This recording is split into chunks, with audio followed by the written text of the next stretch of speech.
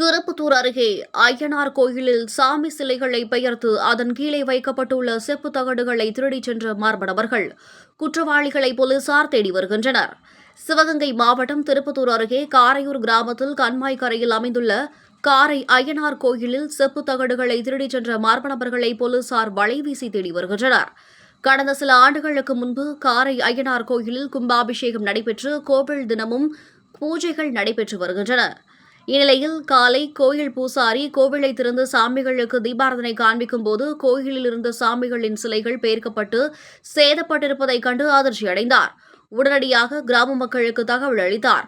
தொடர்ந்து கிராம மக்கள் கண்டவராயன்பட்டி காவல் நிலையத்தில் புகார் அளித்தனர்.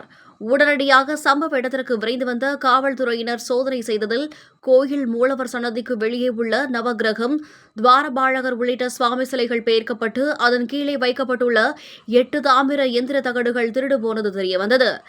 இது தொடர்பாக போலீசார் வழக்கு பதிவு செய்து விசாரணையை மேற்கொண்டுள்ளனர்.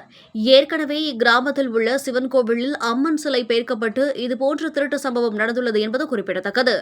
அடிக்கடி இக்கிராமத்து கோயில்களில் அரங்கேறி வரும் திருட்டு சம்பவங்கள் இக்கிராம மக்களிடையே அச்சத்தை ஏற்படுத்தியுள்ளது. மேலும் கிராமத்தினர் பல்வேறு இடங்களில் கண்காணிப்பு கேமராக்களை பொருத்த போலீசார் கிராம மக்களை அறிவுறுத்தியுள்ளனர்.